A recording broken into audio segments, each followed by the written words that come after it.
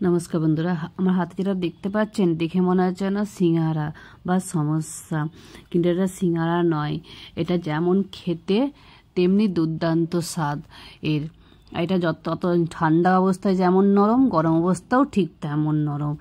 একবার খেলে বারবার খেতে মন যাবে, এটা স্বাদ ভোলা যাবে না, এতটাই সুস্বাদু খেতে, এতটাই। বাচ্চা হয়তো একবার খেলে বারবার বানানোর জন্য বলবে। আর বড়রা ছোটরা খুবই পছন্দ করবে, সকালের নাস্তায় বা স্কুলের টিফিনে, লাঞ্চে খুব বাচ্চারা পছন্দ করবে। একবার অবশ্যই বানিয়ে দেখবেন বন্ধুরা, এটা সমস্যা নয় বা সিঙ্গারা নয়। এবার আমি এটা বানিয়েছি একটা পুলি পিঠা, যেটা কালারফুল গাজরের পুলি পিঠা। তো ভিডিওটা শুরু করা যাক। 3টে গাজর নিয়ে নিলাম এখানে। আমি এটাকে ভালোভাবে ধুয়ে আমি ভালোভাবে ছোটো ছোটো কুচি করে আমি এটা মিক্সারে পিষে নিলাম। আর এখানে নিলাম 2 বাটি চালের গুঁড়ো, তাতে নমক দিলাম, আর দিয়ে দিলাম যে গাজরের যে মিক্সচার পিষে রেখেছিলাম সেটা হালকা গরম করে নিলাম, সেটা মাখিয়ে নিলাম। মাখিয়ে নিয়ে লেচি বানিয়ে নিলাম। আপনারা বড় করলে বড় করবেন, ছোট করলে ছোট করবেন। এবং ছোটো ছোটো করে আমি এগুলোভাবে একটা খোল বানিয়ে নেব, পাতলা পাতলা খোল বানিয়ে। খুব মোটা খোল বানাবেন না, পাতলা খোল বানাবেন। তো যত পাতলা খোলটা বানাবে তত খেতে সুস্বাদু হয় বেশি। আর মোটা বানালে অতটা ভালো লাগে খেতে, কিন্তু মোটা খোলের থেকে পাতলা খোলে খেতে দুর্দান্ত লাগে।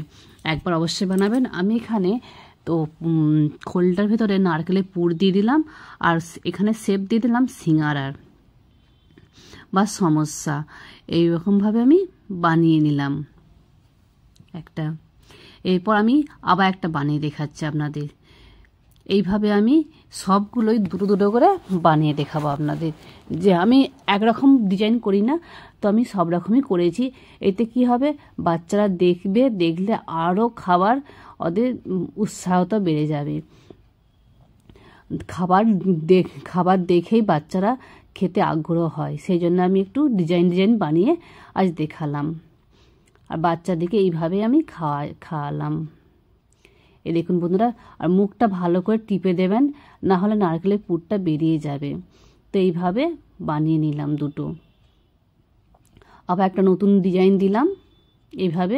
সেটা 3 দিকে মুখ দিয়েছিলাম, এটা আমি 4 দিকে করলাম। সিঙ্গারার থেকে 4 দিকে শেপ দিলাম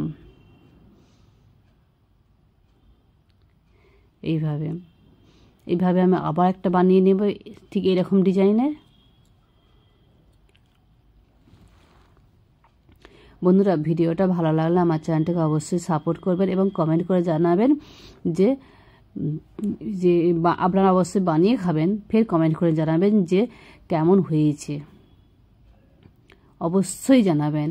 খেতে খুবই সুস্বাদু এবং দুর্দান্ত। একবার বানিয়ে খেলে না বাড়ির বাচ্চা তো বলবে অবশ্যই যে আরেকবার বানাও, কবে বানাবে। বাচ্চারা এইভাবেই বলবে। তো আমি আরেকটা বানিয়ে নিলাম। এইটা আমি স্টারের শেপ দেব। হাতে চিপকাচ্ছিল, তাই আমি অল্প জল হাত করে নিলাম। তো জল হাত করে নিলে আর হাতে চিপকাবে না, এটা তো আলো চালের গুঁড়ি, সেই জন্যে এইভাবে আমি শেপ করে। এটাও আমি 2টো করে নিলাম। এবার আমি দেখুন, আমি এবার রান্নাঘরে চলে যাচ্ছি। এটা আমি এবারে হালকা গরম করে সিদ্ধ করে নিতে হবে। তার জন্য আমি এদিকে গ্যাসের চুলাতে গরম জল বসিয়ে দিলাম, জলটা ফুটানোর জন্যে। জলটা ফুটে গেছে। এবার আমি এই গাজরের পুলি পিঠাগুলো দিয়ে দেব সিদ্ধ হওয়ার জন্য। হালকা কিছুক্ষণ না, 3 মিনিট লাগবে সিদ্ধ হওয়ার জন্য, বেশি টাইম লাগবে না।